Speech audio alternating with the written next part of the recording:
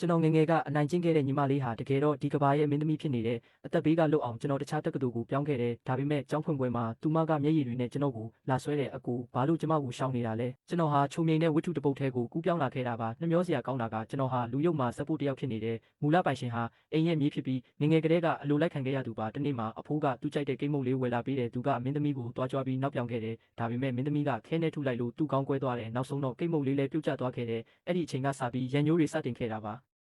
မူလပိုင်ရှင်ဟာလက်စားချေဖို့ကျိန်ဆိုခဲ့တယ်ဒါကြောင့်မင်းသမီးကိုမြင်တိုင်းမျိုးစုံနဲ့နှိပ်စက်ခဲ့တယ်မင်းသမီးထွက်သွားပြီးတဲ့နောက်တက္ကသိုလ်မှာပြန်ဆောင်ကြတယ်မူလပိုင်ရှင်ဟာတောက်ပနေတဲ့မင်းသမီးကိုမြင်ပြီးပြန်ချစ်မိသွားတယ်မင်းသားနဲ့မင်းသမီးကြားကိုလိုက်ဖြတ်စီးပြီးမင်းသားကိုဒုက္ခပေးဖို့ကြံစည်ခဲ့တယ်နောက်ဆုံးတော့တပ်တွေမိပြီးထောင်ထဲရောက်သွားခဲ့တယ်ထောင်ထဲမှာပဲအသက်ခံလိုက်ရတယ်ကျွန်တော်ကောင်းပေါ်ကအဖူလေးကိုကန်ကြည့်လိုက်တယ်မလန့်မကန်းမှာနန်ကုန်းလီကကျွန်တော်ကိုစိုက်ကြည့်နေတဲ့ခုံအုပ်တော့မဲ့ဝန်ပလွေပေါက်လေးတစ်ကောင်လိုပဲမျက်လုံးထဲမှာရန်လိုမှုတွေအပြည့်နဲ့ပေါ့အခုကျွန်တော်ရဲ့စိတ်ဝိညာဉ်ကအသက်22နှစ်အရွယ်လူကြီးတစ်ယောက်ပါကလေးတစ်ယောက်ကိုအနိုင်ကျင့်ဖို့စိတ်မကူးနိုင်ပါဘူးကျွန်တော်မြေကြီးပေါ်ကကိတ်မုံကိုကောက်လိုက်တယ်ဖုံတွေပေးနေတဲ့ခိမန်တွေကိုဖယ်ထုတ်လိုက်တယ်ပြီးတော့တတိုင်းပေါ်မှာတင်ပေးထားလိုက်တယ်ဟေးလို့ကျွန်တော်လမ်းအော်လိုက်တယ်ကိတ်မုံကိုလက်ညှိုးထိုးပြပြီးဘာမှထပ်မပြောဘဲအိမ်ထဲပြန်ဝင်လာခဲ့တယ်တရင်ပေါက်ကနေသူမရဲ့တုတ်ပြန်မှုကိုခိုးကြည့်နေမိတယ်ဒီကျေးဇူးကိုမှတ်ထားပြီးနောက်ကျရင်ကျွန်တော်ကိုဒုက္ခမပေးဖို့ပဲမျှော်လင့်ပါတယ်နန်ကုန်းလီကဒီလိုအချိုးကွေကိုမမျောလင့်ထားပုံပဲသူမခဏလောက်ကြောင်ကြည့်နေပြီးတားရဲလေးတကောင်လိုပြေးလာတဲ့ကိတ်မုံကိုဆွဲယူပြီးချက်ချင်းပြေးထွက်သွားတယ်ခဏနေတော့လမ်းအစုံမှာသူမပျောက်ကွယ်သွားတယ်နန်ကုန်းလီကကျွန်တော်အိမ်ရှိမှာအမြဲလန်းတလားနေတတ်တယ်ကျွန်တော်ကတော့ထမင်းကြံဟင်းကြံတွေကိုပကံထဲထည့်ပြီးတတိုင်းပေါ်မှာတင်ပေးထားလေးရှိတယ်သူမနဲ့စကားမပြောဘဲအိမ်ထဲကိုပဲတန်းဝင်လာခဲ့တယ်ဒီနေ့ရက်အတွင်းအဲ့ဒီကောင်မလေးကိုဘာလို့မနှိမ့်ဆက်တော့တာလဲလို့အဖွားကမေးတယ်ကျွန်တော်ကောင်းကုန်ရင်စင်ကြေပေးလိုက်ရတယ်ဆရာကသူ့တပားကိုကူညီရမယ်လို့တင်ထားတယ်လေပြီးတော့အဖွားတို့ပဲပြောတယ်မလားသူမအမေကထွက်သွားပြီးအဖေကလည်းအရက်သမားဆိုတာအဖွားကကျွန်တော်ကောင်းကိုပုတ်ပြီးလူကြီးလေးဖြစ်လာပြီလို့ချပြီးကျူးတယ်ဒါပေမဲ့ကျွန်တော်စိတ်ထဲမှာတော့တည်နေတယ်သူမတောက်ကလာတဲ့အခါကျွန်တော်ကိုမေ့သွားနိုင်အောင်ကျေးဇူးဆက်နေတာပါဒါပေမဲ့စေတနာဟာဝေဒနာဖြစ်လာခဲ့တယ်တတိုင်းပေါ်တင်ထားတဲ့ပကံတွေဟာပထမတစ်လုံးကပျောက်သွားတယ်ဒုတိယတစ်လုံးကရေမြောင်းထဲမှာကွဲနေတယ်တတိယတစ်လုံးကတော့ကျွန်တော်ခြံထဲကိုပြစ်ပေါက်ခံလိုက်ရတယ်ကျွန်တော်အရန်စိတ်တူသွားတယ်တတိုင်းပေါ်မှာပကံနဲ့အတူတကြားလုံးတစ်လုံးတင်ထားလိုက်တယ်ပြီးတော့ဝါချမ်းပြတစ်ချောင်းကိုကင်ပြီးတစ်ပင်နောက်မှာပုံပြီးသူမလာမကိုစောင့်နေလိုက်တယ်ကျွန်တော်အိမ်ကပကံတွေဟာအလကားရတာမဟုတ်ကြောင်းသူမကိုတင်ကန်းစာပေးရမယ်ချင်းတွေလည်းအတော်ကိုကိုက်နေပြီးနောက်ဆုံးတော့နန်ကုန်းလီထောနဲ့ရှောက်လာတာကိုမြင်လိုက်ရတဲ့ပေးရည်နေတဲ့ကြားကသူမနဘူးပေါ်ကသွေးဆူနေတဲ့ဒဏ်ရာကိုမြင်လိုက်ရတယ်လက်မောင်းတွေပေါ်မှာလည်းအစင်းရတွေအများကြီးပဲသူမတကြားလုံးကိုမြင်တဲ့အခါခန္ဓာကိုယ်လေးတုန်သွားပြီးမျက်နှာမှာအံ့ဩမှုတွေပြည့်သွားတယ်အကြာကြီးရက်ကြည့်နေပြီးမှတကြားလုံးလေးကိုရတနာတစ်ခုလိုမျိုးတုံရင်နဲ့ကိုင်းကြည့်တယ်ကျွန်တော်ရင်ထဲမှာတမျိုးကြီးဖြစ်သွားပြီးသူမကိုရိုက်ဖို့စိတ်တွေပျောက်သွားတယ်ကျွန်တော်တစ်ပင်နောက်ကနေထွက်လာခဲ့တယ်သူမကထိတ်လန့်သွားပြီးကြောက်နေတဲ့တားရဲလေးလိုကျွန်တော်ကိုစိုက်ကြည့်နေတယ်ပကံကိုထပ်မခွဲနဲ့တုံးပြီးရင်ပြန်ထားပြီးလို့ပြောလိုက်တယ်သူမနာကဖျက်လျှောက်သွားရင်အိတ်ထဲကကြမ်းတဲ့တကြားလုံးတစ်လုံးကိုပါထပ်ပေးလိုက်တယ်သူမကတော့ကြောင်ကြည့်နေတော့မဲ့ခဏနေတော့သူမထောနဲ့ပြေးထွက်သွားတယ်ကြောက်ခဲတွေကြားထဲမှာခြေပလာနဲ့ပြေးနေတာတော့နာကျင်မှုကိုမေ့နေပုံရတယ်သူမရဲ့ပုံရိပ်လေးဟာမကြခင်မှာပဲပျောက်ကွယ်သွားခဲ့တယ်ညစာစားချိန်မှာအဖိုးပြန်လာပြီးနန်ကုန်းလီနေလေကအဖေဖြစ်သူရဲ့အရိုက်ခံရတဲ့အကြောင်းပြောပြတယ်ရေနွေးမတီးပေးလို့ဆိုပြီးအရက်သမားအဖေကသူမကိုရိုက်နှက်ခဲ့တာပါကျွန်တော်ထမင်းစားနေရင်ရင်ထဲမှာတင်းကျပ်လာတယ်ဒီညစာဟာကျွန်တော်အတွက်တော့စားရတာအတော်လေးစိတ်မကောင်းစရာပါပဲအိမ်ကပကံတွေမကွဲအောင်ကျွန်တော်အလူမီနီယံပကံလုံးတစ်လုံးပြောင်းလိုက်တယ်သူမကိုမမြင်ရတဲ့အခါကျွန်တော်ပကံကိုခောက်ပြီးအချက်ပေးလိုက်တယ်သူမကအဝေးကနေခေါင်းလေးပြူပြီးကျွန်တော်ကိုကြည့်နေတတ်တယ်ပေရီနေတဲ့မျက်နှာလေးပေါ်မှာသူမရဲ့မျက်လုံးလေးတွေကတောက်ပနေတယ်သတိထားနေတဲ့ကြားကမျောလင်းချက်လေးတွေလည်းရှိနေပုံရတယ်ကျွန်တော်ပကံတွေကိုနွားလို့တကြားလုံးတစ်လုံးအမြဲထည့်ပေးလေးရှိတယ်ကျွန်တော်မိဘတွေကမြို့မှာဈေးရောက်နေကြတာပါကျွန်တော်ကတော့အဖိုးဘွားတွေနဲ့ရွာမှာနေထိုင်တာပါမူလာတန်းပြီးရင်မြို့မှာအလဲတန်းသွားတက်ရမှာပါကျွန်တော်ထက်3 ငယ်တဲ့နန်ကုန်းလီကတော့ဒီနှစ်မှာမူလာတန်းပထမတန်းကိုစတက်ရမှာပါရုံးပိတ်ရက်9 ရက်လုံးကျွန်တော်သူမကိုကျွေးမွေးခဲ့တယ်သူမကအစပိုင်းမှာပကံတွေကိုခွဲပေမဲ့နောက်ပိုင်းမှာတော့ပကံတွေကိုပြောင်းစင်အောင်ဆေးကြောပြီးပြန်ထားတက်လာတယ်ဒါပေမဲ့ဒီလိုလိမ္မာနေမှုကကြကြမခံပါဘူးမုံဆိုင်ကအတော်ကြီးကျွန်တော်ကိုမုံပေးတဲ့အချိန်မှာသူမကမုံအိတ်ကိုလူယူပြီးပြေးထွက်သွားတယ်ကျွန်တော်မုံပြန်ဝယ်ဖို့ပတ်စံထပ်ဆိုင်လိုက်ရတဲ့အတန်းတွေကယောက်ျားလေးတွေစူညံနေတာကြောင့်ကျွန်တော်ရဲ့ဒေါသတွေပောက်ကွဲသွားခဲ့တယ်စာအုပ်ကိုစပွဲပေါ်ရိုက်ချလိုက်တော့မှအတန်းထဲကငြိမ်သွားတယ်ကျွန်တော်သူတို့ကိုစူပူချိန်မောင်းလိုက်တယ်ဒုတိယချိန်ကိုလက်လှုပ်ရှားလှုပ်ချိန်မှာစင်ပေါ်မှာရက်နေရင်စင်ရက်ဘေးမှာပထမတန်းကနန်ကုန်းလီဆရာမရဲ့အဆူခံနေရတာကိုမြင်လိုက်ရတယ်သူမကတော့ဘာမှမဖြစ်တယ်လို့ခေါင်းငုံပြီးရက်နေတဲ့ကျောင်းကကျောင်းသားတွေကိုအလကားကျွေးတဲ့ထမင်းကိုအရသာမရှိပေမဲ့သူမကတော့3 ပကံလောက်ကုန်အောင်စားနိုင်တယ်မျက်မှောက်နေတဲ့တရက်တကောင်လိုပဲအာရပါရစားနေတာပါအဲ့ဒီနေ့ကကျွန်တော်အတန်းထဲမှာတကားပိတ်ပြီးအောက်ဆင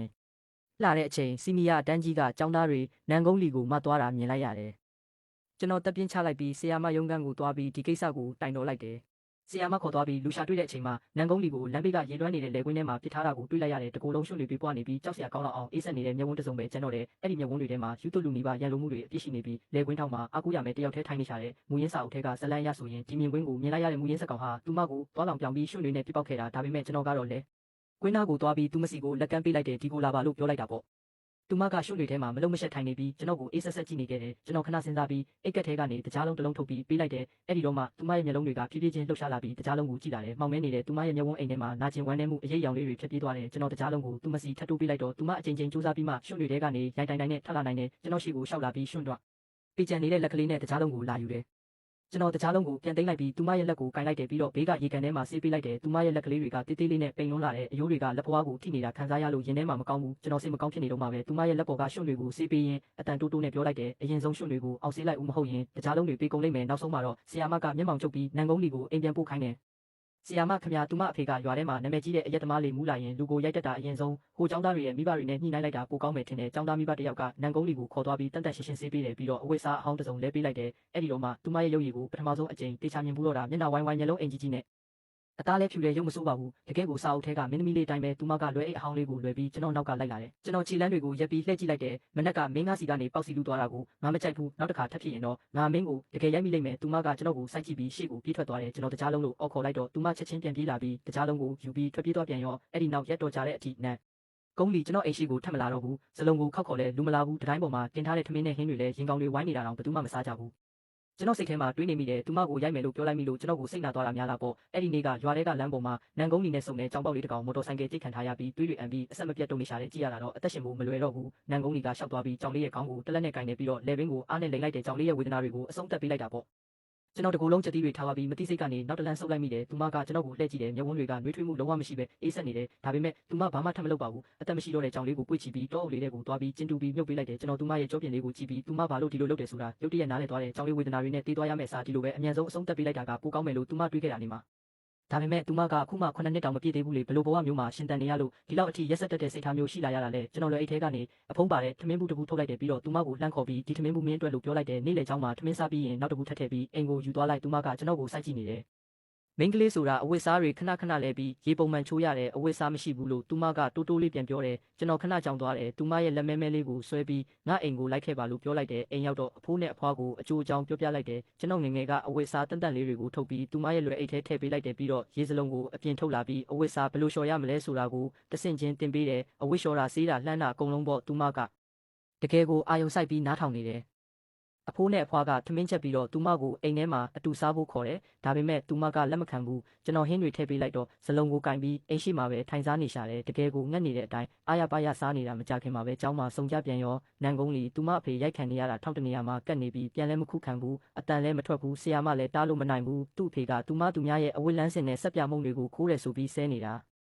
ကျွန်တော်ချက်ချင်းပဲမျက်ရည်ဝဲသွားတယ်သူမဓာရီခိုးတာကကျွန်တော်တင်ပေးလိုက်တဲ့အတိုင်းအဝတ်လျှော်ခြင်းလို့ပဲကျွန်တော်လက်သီးကိုတင်းတင်းဆုပ်လိုက်ပြီးဟိုရက်သမားလှေကားနာရောက်တဲ့အချိန်မှာပြေးထွက်သွားပြီးသူ့ကြောကိုအားနဲ့ဝင်တိုက်လိုက်တယ်ပြီးတော့အိမ်သာသွားမလို့ပါဆိုပြီးလန့်သွားတဲ့ပုံစံနဲ့လမ်းမကြီးမိလို့တောင်းပန်ပါတယ်လို့ဟန်ဆောင်ပြောလိုက်တယ်ကျောင်းစင်းတော့အိမ်ပြန်ရောက်တာနဲ့အိမ်ကအဝတ်လန်းစင်အစ်စ်တွေနဲ့ဆက်ပြမုံတဝက်လောက်ကိုရေတန့်ဘူးလေးထည့်ပြီးပြင်လိုက်တယ်နန်ကုန်းလီကတတိုင်းနောက်ကနေခေါင်းလေးပြူကြည့်နေတယ်ကျွန်တော်အထုပ်ကိုညွှန်ပြပြီးအိမ်ကိုယူသွားလိုက်လို့ပြောလိုက်တယ်သူမခေါင်းလျှော်ထားတယ်ကျွန်တော်ပေးထားတဲ့အင်ဂျီကိုလည်းလဲဝစ်ထားတယ်တကူလုံးတန့်ရှင်းနေတာပဲကျွန်တော်သူမရဲ့နားနောက်နဲ့လေပင်လေးကိုတိုးကြည့်ပြီးမျက်နှာတည့်ရေချိုးရင်ဒီနေရာတွေကိုလည်းပြောင်းအောင်ဆေးရမယ်လို့ပြောလိုက်တယ်သူမကအင်းလို့လိမ္မာပါနဲ့စွာပြန်ထူးတယ်ကျွန်တော်သူမကိုတကြားလုံးတစ်လုံးထပ်ပေးပြီးအတန်ကိုလျှော့ပြီးမေးလိုက်တယ်ကိုလက်တွေနာနေသေးလားလို့သူမကခေါင်းခါပြပြီးမျက်တောင်လေးတွေမိတ်ပြီးငြိမ်ငြိမ်လေးရက်နေတယ်ကျွန်တော်ကတော့အဆင်ပြေသွားမှာပါမင်းတကယ်အဆင်ပြေသွားမှာပါလို့တိုးတိုးလေးပြောနေမိတယ်နောက်တနေ့မနက်မှာတော့အဖွားကအာလူဖုတ်တွေကိုအထုပ်ထဲထည့်ပေးတယ်နန်ကုန်းလီကိုပေးဖို့ပေါ့သူမခဏလောက်ငြိမ်သွားပြီးမှကျေးဇူးတင်ပါတယ်လို့အတန်တိုးတိုးလေးနဲ့ပြောရှာတယ်အဖွားကပြုံးပြီးသူမခေါင်းလေးကိုပုတ်ပေးလိုက်တယ်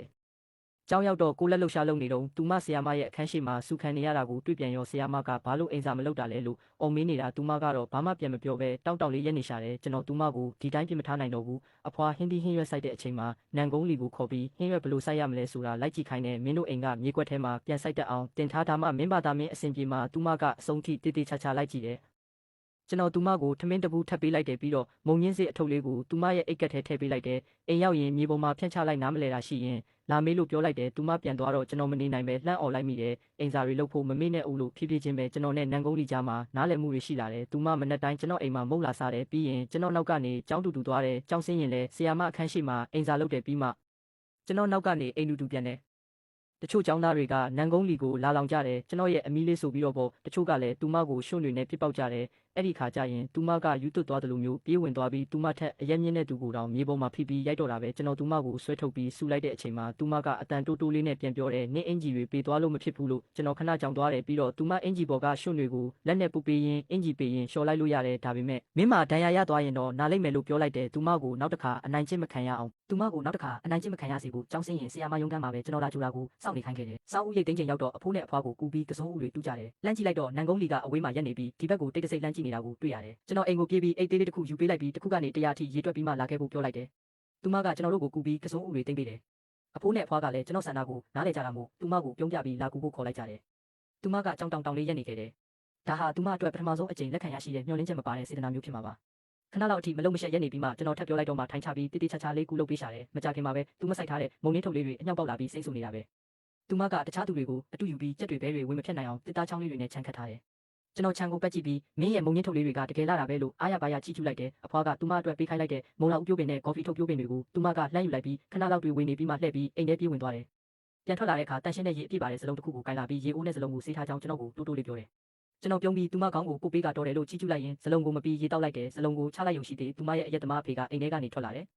နန်းကုန်းလီကချက်ချင်းလှည့်ပြီးကိုလုံးလေးနဲ့ကျွန်တော်ရှိကနေကာပေးထားတယ်ကျွန်တော်ရင်ထဲထိတ်ကနေဖြစ်သွားတယ်သူမကိုယ်တိုင်အဲ့ဒီလူကိုအလွန်ကြောက်နေပါလျက်နဲ့ကျွန်တော်ကိုကာကွယ်ဖို့ကြိုးစားနေတာပါကျွန်တော်သူမကိုခုံးကိုပုတ်ပေးပြီးသူမအဖေကိုရင်ရင်ကြီးကြီးနှုတ်ဆက်လိုက်တယ်သူမကိုဂယုစိုက်ဖို့မှပြီးကျွန်တော်ပြန်လာခဲ့တယ်အဲ့ဒီနေ့ကနန်းကုန်းလီရဲ့ဆရာမကကျွန်တော်ကိုရုံးခန်းနဲ့ခေါ်တယ်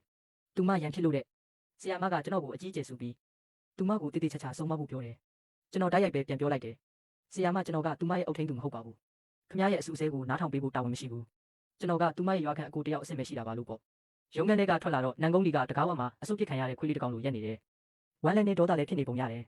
ကျွန်တော်သူမခေါင်းကိုအုပ်ကင်လိုက်ပြီးတခြားသူတွေကိုအနိုင်ကျင့်တာအရန်လုံနေလို့ဆူလိုက်တယ်အမြန်သွားပြီးတငယ်ချင်းကိုတောင်းပန်ခိုင်းလိုက်ပြီးမဟုတ်ရင်ကျွန်တော်ကိုလာမစကားပြောနေလို့ပြောလိုက်တယ်သူမကျွန်တော်ကိုတစ်ချက်ကြည့်ပြီးရုံးခန်းထဲကိုအမြန်ပြေးဝင်သွားတယ်ဟိုကောင်လေးရှိမှဒူးထောက်ချလိုက်ပြီးအကျယ်ကြီးအော်ပြီးတောင်းပန်လိုက်တဲ့အတွက်ရုံးခန်းထဲကလူတွေအားလုံးမြင့်တက်သွားကြတယ်ကျွန်တော်မျက်ဝန်းတွေပူကနေဖြစ်သွားတယ်ဒီကလေးကတောင်းပန်နေဆိုတာဒူးထောက်ရမယ်လို့ထင်နေတာလားလမ်းတစ်လျှောက်လုံးသူမကိုစုံမစကားတွေပြောလာခဲ့တယ်တောင်းပန်တာဟာရိုးသားမှုရှိရမယ်လို့ပြောပြပြီးလွယ်လွယ်နဲ့ဒူးမထောက်ရဘူးလို့လည်းမှာခဲ့တယ်ကျွန်တော်ကတွတ်တွတ်ပြောနေပေမဲ့သူမကတော့မောကြည့်နေပြီးမျက်လုံးလေးတွေကအယောင်တောက်ကပြုံးနေတဲ့ပုံစံလေးကချစ်စရာပဲနှစ်ကုံဆောင်မွေးပွဲနီးလာတဲ့အခါကျွန်တော်မတော်တဆတွေ့လိုက်ရတယ်နန်းကုန်းလီရဲ့မြန်မာစာဖြေတော်မှာ18မှတ်ပဲရတာကိုမြင်ပြီးမျက်စိဆက်သွားတယ်စာအုပ်ထဲကမင်းသမီးကစာတော်တဲ့သူဖြစ်ရမှာလေသူမပထမတန်းမှာဘယ်လိုလုပ်ပြီး18မှတ်ပဲရတာလဲဆိုတာကျွန်တော်မယုံနိုင်အောင်ဖြစ်နေမိတယ်တင်ချာစာရွက်ကိုထုတ်ခိုင်းလိုက်တော့သူမကတုံးဆုပ်နဲ့ထုတ်ပေးတယ်တင်ချာကတော့83မှတ်ရတယ်ဘာသာရက်တစ်ခုတည်းညံ့တာပဲတော်သေးတာပေါ့စာမွေးပွဲဖြေဖို့နှစ်ပတ်ပဲလိုတော့တာမို့ကျောင်းပိတ်ရက်မှာကျွန်တော်အိမ်ကိုလာခိုင်းပြီးစာပြန်လုပ်ခိုင်းတယ်မတက်တာတွေကိုကျွန်တော်တင်ပေးတယ်သူမကဒါလည်းမသိဟိုဒါလည်းမတက်နဲ့လွယ်လွယ်လေးတွေကိုတော့မသိဘူးကျွန်တော်အချိန်ချင်းပြောပြပေးမယ်သူမကတော့မှားနေတော့ပဲစိတ်တူလုံးလို့2ရက်လောက်သူမကိုစာမတင်ပေးပဲထားလိုက်ပြီးနှလုံးအားစိတ်လိုအပ်နေပြီလို့တော့အော်မိတယ်စာမွေးပွဲရလက်ထွက်လာတော့ကျွန်တော်အမှတ်ကောင်းတယ်လို့နန်းကုန်းကြီးကလည်းမြန်မာစာ45တင်ချာ85ရတယ်အများကြီးတိုးတက်လာတာပါကျွန်တော်အန်ကျိတ်ပြီးသူမကိုစာဆက်တင်ပေးဖို့ဆုံးဖြတ်လိုက်တယ်စောင်းရတီကျောင်းပိတ်ရက်မှာသူမအများကြီးလေးလာဖြစ်တယ်တခါတလေမြန်မာစာမှာနည်းနည်းခက်ခဲတာကလွယ်ရင်တခြားဟာတွေကတော့တင်ပေးတာနဲ့တက်တယ်အဖေနဲ့အမေကမြို့ကိုလာခေါ်ကြတော့သူမအတွက်လေ့ကျင့်ခန်းစာအုပ်တွေလက်ရေးလှစာအုပ်နဲ့ကိုးကားစာအုပ်တွေပေးခဲ့တယ်ကျောင်းပိတ်ရက်တစ်လျှောက်လုံးလုပ်ဖို့အိမ်စာတွေအများကြီးပေးခဲ့တယ်သွားခါနီးမှာသူမကကျွန်တော်ကိုမျှော်လင့်တကြီးကြည့်နေပြီးမျက်လုံးထဲမှာနှွမ်းရည်တွေပြည့်နေတာပဲကျွန်တော်သူမခေါင်းကိုပုတ်ပြီးကျွန်တော်မကြခင်ပြန်လာခဲ့မယ်ပြန်လာရင်မုတ်တွေနဲ့ကစားစရာတွေဝယ်လာခဲ့မယ်ဒီအိမ်စာတွေပြီးအောင်လှုပ်ထားတော့လို့ပြောလိုက်တယ်သူမကခေါင်းကြီးပြပြီးလမ်းဘေးမှာရက်ကကျွန်တော်စီးတဲ့ကားထွက်သွားတာကိုမလုံးမရှက်ရက်ကြည့်နေခဲ့တယ်နှစ်တစ်မကူခင်ကျွန်တော်ရွာကိုပြန်လာပြီးနန်းကုန်းလီအတွက်မီရှူမီပန်းတွေနဲ့ဖက်နှက်အစ်တစ်စုံဝယ်လာခဲ့တယ်သူမကိုဖက်နှက်ပူပေးလိုက်တော့သူမကဘူးကိုကင်ပြီးခဏလောက်ငြိမ်နေတယ်ပြန်မောကြည့်တဲ့အခါသူမမျက်လုံးတွေနီးပြီးမျက်ရည်တွေဝဲနေတာပဲကျွန်တော်သူမခေါင်းကိုပုတ်ပေးပြီးနှစ်တစ်မှာပျော်ရွှင်ပါစေလို့ဆုတောင်းပေးလိုက်တယ်ကျေးဇူးတင်ပါတယ်အကိုလည်းနှစ်တစ်မှာပျော်ရွှင်ပါစေတဲ့အဲ့ဒီအကိုဆိုတဲ့ခေါ်တန်လေးကကျွန်တော်ရင်ကိုလှုပ်ခတ်သွားစေပြီးကြည်နူးမှုနဲ့အတူရင်ထဲမှာနှွေးထွေးသွားတယ်နှစ်တစ်ကူညမှာသူမနဲ့ဝမ်းကွဲညီလေးကိုခေါ်ပြီးရွာထဲကကလေးတွေနဲ့အတူမိအိမ်လေးတွေကင်ပြီးလိုက်လေကြတယ်ပြန်လာတဲ့အခါအိတ်ထဲမှာမုတ်တွေနဲ့မုတ်ဖိုးတွေအပြည့်ပဲအဲ့ဒါတွေကိုသူမကိုအကုန်ပေးလိုက်ပြီးနှစ်တစ်ကိုပျော်ပျော်ရွှင်ရွှင်ဖြတ်တန်းဖို့ပြောလိုက်တယ်အိမ်ပြန်ရောက်တော့၄နှစ်အရွယ်ဝမ်းကွဲညီလေးကအကိုမမကအကိုကိုအကိုလို့မခေါ်ခိုင်းဘူးဒါဆိုကျွန်တော်ကဘယ်လိုခေါ်ရမလဲလို့မေးတယ်ကျွန်တော်ခဏကြောင်သွားပြီးမှပြုံးပြီးရင်ထဲကနေကြိတ်ပြီးရဲမိတယ်အချိန်တွေကမြန်မြန်ကုန်သွားတယ်နန်းကုန်းလီကဖက်နှက်တစ်ကိုမစီးရဘူးသူမရဲ့ပြောင်းလဲမှုကတိတိတတ်တာပဲစာရီလည်းအများကြီးတိုးတက်လာပြီးနှစ်ကုန်မှာအမှတ်တရစီရခဲ့တယ်ဒုတိယတန်းမှာအတန်းကောင်းဆောင်ဖြစ်လာတယ်အဝိစားတွေဟောင်းနေပေမဲ့အမြဲတမ်းတန်ရှင်းနေတာပဲတတိယတန်းရောက်တဲ့အခါသူမရဲ့ဆရာမကကျွန်တော်ကိုတွေ့ပြီးနန်းကုန်းလီရေးတဲ့ကျွန်တော်အကူဆိုတဲ့စာစီစာကုန်းကြောင်းပြောပြတယ်ကျွန်တော်အကြောင်းရေးထားတာကိုဆရာမတွေအများကြီးဖတ်ပြီးငူခဲ့ကြတယ်သူမကဆရာမကိုအဲ့ဒီစာကိုထုတ်မဖတ်ခိုင်းဘူးသူမရဲ့အကူကိုတခြားသူတွေလူသွားမှကြောက်လို့တဲ့ကျွန်တော်ထင်ခဲ့တာကသူမကိုသူမအမေလာကြိုးသွားရင်အားလုံးအဆင်ပြေသွားမှာပဲလို့ဒါပေမဲ့ကျွန်တော်မထင်မှတ်ထားခဲ့တာကသူမအဖေကအဲ့ဒီလောက်အရှိရက်ဆက်လိမ့်မယ်လို့ပါညတညမှာသူကနန်းကုန်းလီရဲ့လက်တွေကိုချီပြီးထုတ်တန်းမှာဆွဲထားပြီးရိုက်နှက်ခဲ့တယ်ရွာသားတွေရောက်သွားတဲ့အချိန်မှာသူမသတိမိနေပြီးသူမကိုစေးရုံကိုအမြန်ပို့လိုက်ရတယ် နန်ယိုနှစ်ချောင်းကျိုးသွားတယ်ခြေထောက်ရိုးအပ်သွားတယ်လက်နှစ်ဖက်စလုံးလည်းအစ်စ်ပြုတ်သွားပြီးကိုရင်းအင်္ဂါတွေမှာလည်းသွေးယိုစိမ့်မှုနည်းနည်းရှိတယ်နှစ်တစ်ခုအကျိုးနေ့မှာကျွန်တော်ဆေးရုံကိုသွားကြည့်တယ်သူမဆေးရုံခရင်ပေါ်မှာငိုင်းပြီးထိုင်နေပေမဲ့ကျွန်တော်ကိုမြင်တော့မှမျက်လုံးနဲ့အယောင်လေးပြန်ထောက်လာတယ်သူမကိုအသားလေးဖတ်ထားပြီးဘာမှမဖြစ်တော့ဘူးအားလုံးအဆင်ပြေသွားမှာပါလို့အားပေးလိုက်တယ်သူမနှစ်တစ်ကိုဆေးရုံမှာပဲဖြတ်တန်းလိုက်ရပေမဲ့ကျွန်တော်သူမအတွက်အဝတ်စားတစ်နဲ့ဖက်နှက်တစ်တွေဝယ်ပေးခဲ့ပါတယ်သူမအတွက်အဝတ်စားတစ်နဲ့ဖက်နှက်တစ်တွေဝယ်ပေးခဲ့တယ်လို့မုတ်တွေနဲ့မုတ်ဖိုးတွေကိုလည်းကတင်ပေးမှထားပေးခဲ့တယ်သူမကကျွန်တော်ကိုကြည့်ပြီးကျေးဇူးတင်ပါတယ်လို့ခက်အေးပဲပြောခဲ့တယ်တိတ်မကြခင်မှာပဲနန်ကုန်းလီရဲ့မိခင်ရင်းကဆေးရုံကိုရောက်လာပြီးသူမကိုလာခေါ်သွားတယ်ကျွန်တော်ဆေးရုံရှိမှရက်ပြီးသူတို့ထွက်ခွာသွားတဲ့ကားကိုကြည့်နေမိရင်စိတ်ထဲမှာပေါ်ပါသွားတယ်လို့ခံစားရပေမဲ့တခုခုလိုအပ်နေတယ်လို့လည်းဖြစ်နေမိတယ်နန်ကုန်းလီနောက်တစ်ချိန်ပြန်ဆုံတဲ့အခါမင်းပျော်ရွှင်နေပါစေလို့ပဲဆုတောင်းပေးလိုက်ပါတယ်10နှစ်တာအချိန်ကခဏလေးတွင်ကုံဆုံးသွားခဲ့ပြီးကျွန်တော်ကူနန်တက္ကသိုလ်ကိုအောင်မြင်ကတတိယနှစ်ကျောင်းသားတစ်ယောက်ဖြစ်လာခဲ့တယ်ကျောင်းဖွင့်ပွဲနေ့ရဲ့ပြင်းထန်တဲ့နေပူချိန်အောက်မှာကျွန်တော်နဲ့အဆောင်ဖော်တွေတန်းစီရင်ညီးတွားနေကြတော့စင်မြင့်ပေါ်ကနေရင်းနှီးနေတဲ့နာမည်တစ်ခုကိုကြားလိုက်ရတယ်နန်ကုန်းလီကျောင်းသူကိုစင်ပေါ်တက်ပြီးနိုင်ငံတော်ပညာသင်ဆုလက်ခံဖို့ဖိတ်ခေါ်ပါတယ်တဲ့အားလုံးပဲမင်္ဂလာပါကျမကတော့ကျောင်းသားတစ်ကိုယ်စားလှယ်နန်ကုန်းလီဖြစ်ပါတယ်ဆိုတဲ့အတန်ကြောင့်ကျွန်တော်မင်းတက်သွားပြီးစင်မြင့်ပေါ်ကိုချက်ချင်းလှမ်းကြည့်လိုက်မိတယ်အဖြူရောင်ကောင်ဝတ်ထားတဲ့မိန်းကလေးကတောက်ကလွန်နေပြီးသူမကကျွန်တော်10နှလုံးလုံးမှတ်မိနေတဲ့နန်ကုန်းလီပါပဲမူရင်းဇလန်အရဆိုရင်သူမကမင်းသားနဲ့အတူပေကျင်းတက္ကသိုလ်မှာရှိနေရမှာဖြစ်ပြီးသူမကကျွန်တော်ထက်3နှစ်ငယ်သားကြောင့်အခုချိန်မှာအထက်တန်းနောက်ဆုံးနှစ်မှာပဲရှိရအောင်မှာပါကျောင်းဖိုရမ်မှာရောအဆောင်ဖော်တွေပြောတာရောသူမရဲ့တက်ပုံနဲ့ဗီဒီယိုတွေကိုအကြိမ်ကြိမ်တွေ့ခဲ့ရပြီးသူမကတကြောင်လုံးမှာနာမည်ကြီးတဲ့နတ်သမီးလေးဖြစ်နေပါပြီဒါပေမဲ့သူမကျွန်တော်ကိုမမှတ်မိတော့ဘူးလို့ထင်ခဲ့တယ်ထမင်းစားဆောင်မှာစုံတဲ့အခါသူမကကျွန်တော်ရှိတဲ့ကရှောက်လာပေမဲ့တစ်ချက်လေးတောင်မရက်ပဲဖျက်လျှောက်သွားခဲ့လို့စိတ်ထဲပေါ်သွားခဲ့တယ်။ဒဇိမ့်တွေလိုတယောက်ကိုတယောက်အနှောက်အယှက်မပေးဘဲနေကြမှသာမူရင်းဇလန်တွေကဝမ်းနေစရာစက်သိန်းကိုရှောင်လွှဲနိုင်မှာပါ။ကျောင်းသားတစ်ကြိုဆိုပွဲညမှာကျွန်တော်ကအခမ်းအနားမှုလုပ်ရပြီးစင်ဘော်ကဆင်းတဲ့အခါစင်ဘော်တက်လာတဲ့သူမနဲ့ဆုံခဲ့ပေမဲ့တယောက်ကိုတယောက်မကြည့်ပဲဖျက်ကျော်သွားကြတယ်။သူမရဲ့ပီယာနိုတီးပြီးတချင်းဆိုတဲ့ဖျော်ဖြေမှုကတကြောင်လုံးကိုမှင်သက်စေခဲ့ပြီးသူမကျောင်းမှာတကယ်ကိုနာမည်ကြီးသွားခဲ့တယ်။ကျွန်တော်တို့ကဘယ်တော့မှမစုံနိုင်တော့တဲ့မြင်းပြိုင်နှစ်ကျောင်းလိုပဲဖြစ်နေလိမ့်မယ်လို့ထင်ခဲ့ပေမဲ့တိတ်မကြခင်မှာပဲအဆောင်မှုကယောက်ျားလေးအဆောင်နဲ့မိန်းကလေးဆောင်မိတ်ဆုံစားပွဲလုပ်ခဲ့တယ်။ဘူးဖေးဆိုင်ရောက်တဲ့အခါထိုင်ကုန်မှာထိုင်နေတဲ့နန်ကုန်းလီကိုချက်ချင်းမြင်လိုက်ရတယ်။အဆောင်ဖော်ကရဲပြီးပြောတာကတော့ဒါဟာအတော်လေးစူးစမ်းပြီးမှချိတ်ဆက်မိတဲ့ကျောင်းရဲ့နတ်သမီးလေးတဲ့။ကျွန်တော်ရင်ထဲထိတ်ကနေဖြစ်သွားမိတယ်။ကျွန်တော်တို့တကားဖွင့်ဝင်သွားတော့နန်ကုန်းလီကကျွန်တော်တို့ကိုတစ်ချက်ကြည့်ပြီးကျွန်တော်စီမှာအကြည့်တွေခဏရက်သွားပေမဲ့သူမရဲ့ခံစားချက်ကဘာမှပြောင်းလဲမှုမရှိတာကြောင့်ကျွန်တော်ကိုတကယ်မမှတ်မိတော့ဘူးလို့ထင်ပြီးစိတ်အေးသွားခဲ့တယ်။ဒါနဲ့ပဲအေးအေးဆေးဆေးထမင်းစားဖို့ပြင်လိုက်တယ်။အဆောင်ဖော်ကျိုးထောင်းကမိတ်ဆက်ပေးတယ်ပြီးတော့ကျွန်တော်နာမည်ရွှန်ချင်းချီကိုလည်းပြောလိုက်တယ်။ကျွန်တော်မောကြည့်လိုက်မိတယ်။သူမကျွန်တော်နာမည်ကြားရင်ဘယ်လိုတုတ်ပြန်မလဲဆိုတာသိချင်လို့ဒါပေမဲ့သူမကတော့ပုံမှန်အတိုင်းပဲဘာလို့ရှားမှုမှမရှိဘူးကျွန်တော်တကယ်စိတ်ချသွားပြီးရှေ့ကမိန်းကလေးတွေကိုပြုံးပြပြီးနှုတ်ဆက်လိုက်တယ်အဲ့ဒီအချိန်မှာပဲအတန်ကျဲကြီးနဲ့အတူနန်ကုန်းလီရှေ့ကခွက်ကမှောက်သွားတယ်ရေတွေကစပွဲတစ်ခုလုံးပြန့်သွားတယ်ဘေးကလူတွေကကပြားကရနဲ့ဝိုင်းတုပ်ပေးနေကြတယ်သူမရဲ့အကြည့်ကကျွန်တော်မျက်လုံးတွေနဲ့တက်တက်ဆုံသွားတယ်ကျွန်တော်ရင်ရင်ကြေးကြေးကောင်းညိတ်ပြလိုက်ပြီးအကြည့်ကိုလွှဲလိုက်တယ်အခြေအနေတွေပြီးသွားတော့အားလုံးမိတ်ဆက်လက်ဆွဲနှုတ်ဆက်ပြီးထမင်းစားဖို့ထိုင်ကြတယ်ကျွန်တော်အိမ်သာခဏသွားပြီးပြန်လာတဲ့အခါကျွန်တော်မျက်နှာချင်းဆိုင်ခုံမှာနန်ကုန်းလီကရောက်နေပြီကျွန်တော်ခဏကြောင်သွားတယ်ပြီးမှအဆောင်ဖော်ရဲ့မျက်စိမိတ်ပြနေတာကိုတွေ့လိုက်ရတယ်။သူတို့လက်ချက်ဆိုတာချက်ချင်းသိလိုက်တယ်။ကျွန်တော်ခေါင်းငုံပြီးစားနေတဲ့နန်ကုန်းလီကိုကြည့်လိုက်တယ်။သူမရဲ့မျက်တောင်ရှည်တွေကတုန်ခါနေပြီးတကိုယ်လုံးကအေးအေးဆေးဆေးရှိလာတယ်။ငငယ်တုန်းကနဲ့တော့လုံးဝမတူတော့ဘူး။ကျွန်တော်တစ်ချိန်လုံးခေါင်းငုံစားနေပြီးသူမကိုတခုံးမှမပြောဖြစ်ဘူး။ဖုန်းကတုန်ခါနေတာမရက်ဘူး။အဆောင်ဖော်တွေကဂယုထဲမှာကျွန်တော်ကိုပြောနေကြတယ်။သူမကျွန်တော်ကိုအကဲခတ်နေတယ်လို့ပြောနေကြပြီးကျွန်တော်ကိုလူယုံမှလို့တောင်ပြောနေကြတယ်။ကျွန်တော်တက်ပြင်းချပြီးမောကြည့်လိုက်တော့နီမြန်းနေတဲ့သူမရဲ့မျက်ဝန်းတွေနဲ့စုံတယ်ကျွန်တော်အရန်အံ့ဩသွားတယ်ဒါကျွန်တော်သိတဲ့နန်ကုန်းကြီးမဟုတ်ဘူးဘလောက်ပဲဝမ်းနေနေပါစေသူမကအမြဲတမ်းတီးခံတတ်တဲ့သူပါဒီလိုမျက်ရည်ဝဲနေတဲ့ပုံစံမျိုးမဟုတ်ဘူးကျွန်တော်ကတော့စပုတ်ဆိုတဲ့ကိုယ့်အခြေအနေကိုတတိပြုပြီးဆက်ပြီးခေါင်းငုံစားနေလိုက်တယ်စားပြီးတော့အဆောင်ဖော်တွေကိုနှုတ်ဆက်ပြီးထွက်လာခဲ့တယ်အကိုလို့တိုးတိုးလေးခေါ်တန်းကိုနောက်ကနေကြားလိုက်ရတယ်မျောလင်းချက်တွေပါနေတဲ့အဲ့ဒီအတန်ကြောင့်ကျွန်တော်တောင်ခဲသွားတယ်ချက်ချင်းလှည့်ကြည့်လိုက်တော့နန်ကုန်းလီကကျွန်တော်ရှေ့ကိုတိုးလာတယ်သူမကျွန်တော်ကိုစိုက်ကြည့်နေတဲ့စိတ်ထဲမှာတော့စိုးရိမ်စိတ်တွေဝင်လာတယ်သူမကျွန်တော်ကိုမှတ်မိသွားတာလားသူမဘာလို့ဒီမှာရှိနေတာလဲမိကုန်းတွေအများကြီးပေါ်လာတယ်ကျွန်တော်ချက်ချင်းပဲအိမ်စာလုပ်เสียရရှိလို့ဆိုပြီးနှုတ်ဆက်ကထွက်ပြေးခဲ့တယ်သူမနဲ့ထပ်ပြီးမပတ်သက်ချင်တော့ဘူးပြန်တဲ့လမ်းမှာအဆောင်ဖော်တွေကကျွန်တော်ကိုစနေကြတယ်နတ်သမီးလေးကိုစိတ်မဝင်စားဘူးလားတဲ့ကျွန်တော်သူတို့ကိုတစ်ချက်ကြည့်ပြီးငါကမင်းတို့နဲ့မတူဘူးလို့ပြောလိုက်တယ်ပြောလို့တော့မပြီးသေးဘူးဖုန်းထဲမှာ friend request တစ်ခုတက်လာတယ်မှတ်ချက်မှာတော့ကျမနန်ကုန်းလီပါလို့ရေးထားတယ်ကျွန်တော်ဝေခွဲမရဖြစ်နေတော့ကျိုးထောင်းကလက်ကိုလာဖိပြီးဝန်ချန်ရွေကလက်ခံလိုက်တယ်ပြီးတော့မင်းဒီလောက်ထိတော့မရက်ဆက်ပါနဲ့လို့ပြောတယ်ကျွန်တော်လက်ခံလိုက်တဲ့အခြေအနေကိုကြည့်ပြီးတပြင်းပဲချမိတော့တယ်ဒီတစ်ခါတော့တကယ်ပဲရှောင်လို့မရတော့ဘူးထင်တယ်အဲ့ဒီနောက်မှာနန်ကုန်းလီက message တွေအများကြီးပို့လာတယ်နို့အေးတောက်ဖို့ဖိတ်တာတွေသူမကိုမုန်းနေတာလားလို့မေးတာတွေရှိလာတယ်ကျွန်တော်ကတော့အိတ်တော့မယ်စတင်နေတယ်ဆိုပြီးပဲပြန်ပြောလိုက်တယ်ခဏကြာတော့ကျိုးထောင်းကဂယုထဲမှာကျွန်တော်ကိုလူယုံမာလို့ဆဲနေတယ်သူမအဆောင်မှာငိုနေပြီဆိုပြီးဓာတ်ပုံတစ်ပုံပို့လာတယ်ဓာတ်ပုံထဲမှာနန်ကုန်းလီကဖုန်းကိုကင်ပြီးမျက်တောင်တွေနီမြန်းကမျက်ရည်ဝဲနေတဲ့ပုံစံပါပဲအဆောင်ဖော်တွေကကျွန်တော်ကိုတရားဆက်ပြောနေကြတယ်ကျွန်တော်ခေါင်းတွေမူးလာပေမဲ့လည်းထပ်ပြီးညင်းလိုက်တယ်သူမလမ်းလျှောက်ဖို့ဖိတ်တာကိုလည်းစာအုပ်ဖတ်နေတယ်လို့ပဲပြန်ပြောလိုက်တယ် ကျွန်တော်ဆုံးဖြတ်ထားတယ်ဒီနန်ကုန်းလီနဲ့ဝေးဝေးမှာပဲနေမယ်လို့ဒါပေမဲ့ရှောင်းလို့ကမရဘူးအဆောင်ဖော်တွေကကင်မရာပွဲထပ်လုပ်ကြပြန်တယ်ရောက်သွားတော့မှနန်ကုန်းလီတို့အဖွဲ့လည်းရှိနေတာသိရတယ်သူမကထိုင်ကုန်မှာငြိမ်ငြိမ်လေးထိုင်နေတယ်ကျွန်တော်ကိုမြင်တော့သူမချက်ချင်းပဲအယောင်ယောင်မမနဲ့ထွက်တယ်အကိုလို့တိုးတိုးလေးခေါ်ပြီးခေါင်းငုံသွားတယ်အဆောင်ဖော်တွေကကျွန်တော်ကိုတုံပြီးသူမဘေးမှာသွားထိုင်ခိုင်းတယ်သူမကဇလန်းထဲကမင်းသမီးကျွန်တော်ကိုထောင်ထဲပို့မဲ့သူဆိုတာသိပေမဲ့လည်းသူမရဲ့တနာစရာကောင်းတဲ့ပုံစံလေးကိုမြင်တော့ကျွန်တော်စိတ်ပျော့သွားမိတယ်နောက်ဆုံးတော့သူမဘေးမှာသွားထိုင်လိုက်မိတယ်သူမရဲ့မျက်ဝန်းတွေထဲမှာဝမ်းသာတဲ့အရေးရောင်တွေချက်ချင်းပေါ်လာခဲ့တယ်သူမမျက်လုံးထဲမှာရုတ်တရက်အံ့ဩဝမ်းသာတဲ့အရေးရောင်တွေပေါ်လာတယ်မျက်ရည်ဝိုင်းနေတဲ့မျက်လုံးတွေနဲ့ကျွန်တော်ကိုကြည့်နေတာကျွန်တော်နှလုံးသားကိုတယောက်ယောက်ကပြင်းပြင်းထန်ထန်ထိုးနှက်လိုက်တယ်လို့ပဲခံစားလိုက်ရပြီးကိုလည်းအတုံးမကျဘူးလို့စိတ်ထဲကကြိတ်ဆဲနေမိတယ်သူမကကျွန်တော်အင်ဂျီလက်ကိုဆွဲလိုက်ပြီးအကိုကျမအကိုစကားကိုနားထောင်ပါမယ်ကျမကိုပြစ်မထားပါနဲ့နော်တောင်းပန်ပါတယ်လို့ပြောရှာတယ်အဲ့ဒီလိုနူးညံ့ပြီးတနာစရာကောင်းတဲ့အတန်လေးကြောင့်ကျွန်တော်နှလုံးသားတစ်ခုလုံးအရေးပြောသွားရတယ်အဲ့ဒီနေ့ကစပြီးသူမကကျွန်တော်နားမှာပဲအမြဲရှိနေတော့တယ်သူမကစာသင်ခန်းဝမှာစောင့်နေတတ်ပြီးကျွန်တော်ကိုချင်းချီကိုလို့ခေါ်တယ်တောက်ပနေတဲ့မျက်လုံးလေးတွေကအရန်ကိုရင်ကျေးလုံးလို့ကြည့်ရတာရင်နာဖို့တောင်ကောင်းတယ်အဲ့ဒီနေ့ကလည်းသူမကစာသင်ခန်းဝမှာစောင့်နေပြန်တယ်ကျွန်တော်ကိုလွတ်နေတဲ့ဘေးကန်းနဲ့ဆွဲခေါ်သွားပြီးခြေထောက်တစ်ဖက်ကကျမ်းပြင်ကိုပုတ်ဆွဲရင်းနဲ့ဒီနေ့ကျမမွေးနေ့လေအကိုကျမနဲ့အတူမွေးနေ့ဖြတ်တန်းပေးလို့ရမလားလို့မေးတယ်သူမကခေါင်းမော့ကြည့်လိုက်တော့မျက်လုံးအစုံကအည်လက်နေပြီးမျောလင်းချက်တွေနဲ့ပြည့်နေနေတာကျွန်တော်ရင်ထဲမှာမုန်းချက်သွားတယ်တခါစိတ်ပြောမိရင်အမြဲစိတ်ပြောနေရတော့မှဒါကယောဂပဲကူမရမယ်လို့တွေးလိုက်မိတယ်ဒါနဲ့ကျွန်တော်ချက်ချင်းဖုန်းထုတ်ပြီးသူမစီငွေ280လွှဲပေးလိုက်တယ်ကိမုံကိုကို့ဘာသာသွားဝယ်လိုက်ပါအကိုအတန်းတက်ရအောင်မယ်လိမ့်ပါတယ်နော်လို့ပြောပြီးတာနဲ့စိတ်ကိုတင်းပြီးစာတင်ခန်းထဲပြန်ဝင်လာခဲ့တယ်နောက်ဆုံးတော့ကျွန်တော်ဆောင်ဖော်တွေကတယောက်တစ်ချက်လာထိုးချပြီးကျွန်တော်ကိုတိရစ္ဆာန်ထက်တောင်ရုံညံ့တယ်လို့ဆဲကြတော့တာပဲ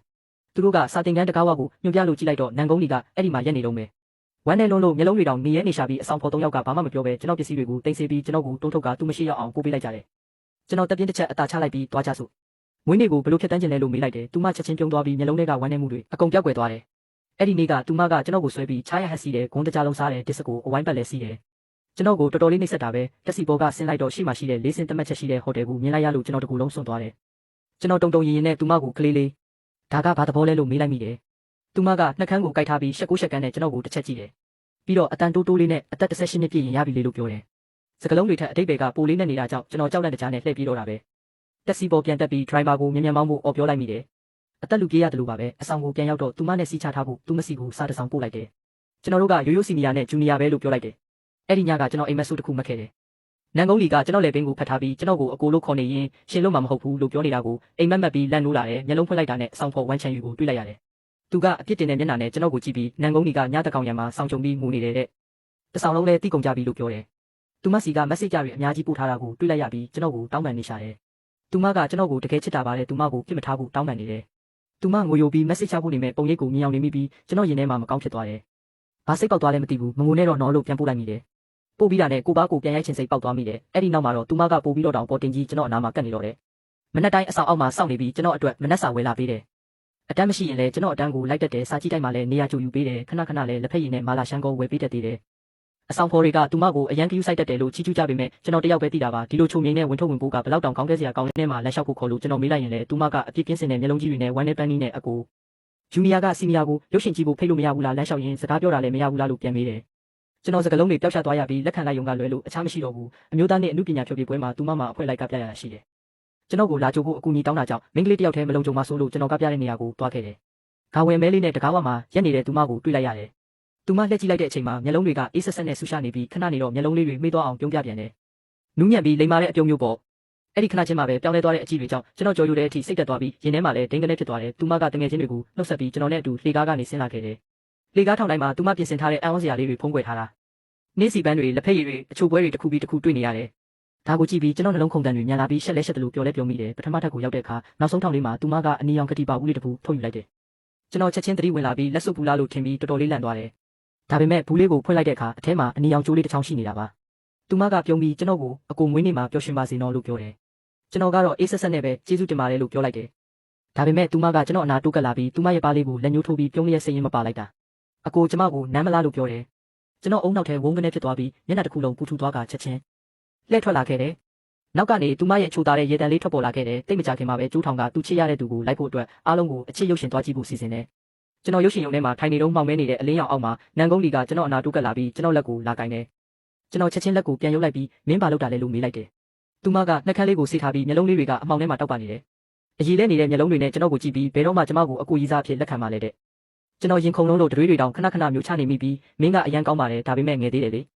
မင်းကအသက်18ပဲရှိသေးတာလို့ပြောလိုက်တယ်။သူမကရုတ်တရက်ကျွန်တော်နားကပ်လာပြီးနှွေးထွေးတဲ့အသက်ရှူတန်တွေကကျွန်တော်နားကိုလာထိတွေ့နေရင်မငယ်တော့ပါဘူးလို့ပြုံးပြီးပြောတယ်။ကျွန်တော်လက်ပြီးဝုန်းကနေထွက်လိုက်တာပြောင်းမှုပေါက်ပေါက်တွေကျန်းပြင်းပေါ်အကုန်ဖိတ်စင်ကုန်တော့တာပဲ။ဘေးကလွတ်နေတဲ့ခုံမှာအမြန်ပြောင်းထိုင်လိုက်ရတယ်။နှလုံးခုန်တန်တွေကရင်ဘတ်ထဲကနေထွက်လာတော့မတက်ပဲတိတ်မကြခင်မှာပဲသူမကကျန်းပြင်းပေါ်ကပြောင်းမှုပေါက်ပေါက်တွေကိုကုန်းကောက်နေတယ်။သူမရဲ့ခေါင်းဝင်လေးထဲမှာအပြည့်ပဲ။သူမရဲ့အဲ့ဒီပုံစံကိုကြည့်ပြီးငငယ်တုန်းကနှစ်တစ်ကူမှသူမကိုခေါ်ပြီးလူကြီးတွေကိုကြောတဲ့အချိန်ကိုတတိယသွားတယ်။သူမကအဲ့ဒီတုန်းကလည်းအင်ဂျီလေးကိုခုလိုပဲမပြီးတော့ကျွန်တော်ပေးတဲ့မုံတွေကိုထည့်ထားခဲ့တာတော့ဖွေးဖွေးလေးတွေပေါ်အောင်ပြုံးပြနေခဲ့တာ။ကျွန်တော်စိတ်တွေပျော့ပြောင်းသွားပြီးသူမနားမှာသွားထိုင်ပြီးအတူတူကောက်ပေးလိုက်တယ်။သူမကခေါင်းပေါ်ကြည့်ပြီးမျက်လုံးလေးတွေမှိသွားအောင်ပြုံးပြီးအကူကတကယ်ကိုစိတ်သဘောထားကောင်းတာပဲလို့ပြောရှာတယ်။အဆောင်ပြန်ရောက်တော့ကျွန်တော်တို့အိတ်ထဲမှာတခုခုပိုနေတာကိုတွေ့လိုက်ရတယ်။အဲ့ဒါအနီရောင်ကတိပါဘူးလေးပဲ။အထဲမှာလွမ်းဆွချင်းတွေနဲ့ပြည့်နေနေတဲ့စာတိုလေးတစ်စောင်ပါတယ်။ကျွန်တော်ခေါင်းနဲ့ပူထူသွားပြီးမျက်နှာတစ်ခုလုံးနဲ့ညီရဲသွားကနှလုံးခုန်တန်တွေလည်းအယမ်းညံနေတယ်။တိတ်မကြခင်မှာပဲသူမကကျွန်တော်အတန်းကိုလိုက်တက်တယ်။ကျွန်တော်စာအုပ်ထဲမှာရီစားစာတစ်စောင်တွေ့လိုက်ရတယ်။အဖြူရောင်စာအိတ်ပေါ်မှာအသေးပုံလေးတစ်ပုံပါပြီးရွေချင်းချီဆိုတဲ့နာမည်သုံးလုံးကိုရေးထားတာ။သူမကအဲ့ဒီရီစားစာကိုကင်ထားပြီးအတန်တွေတုံရင်နေလျက်နဲ့ကျွန်တော်ကိုကြည့်ပြီးမေးပါတော့တယ်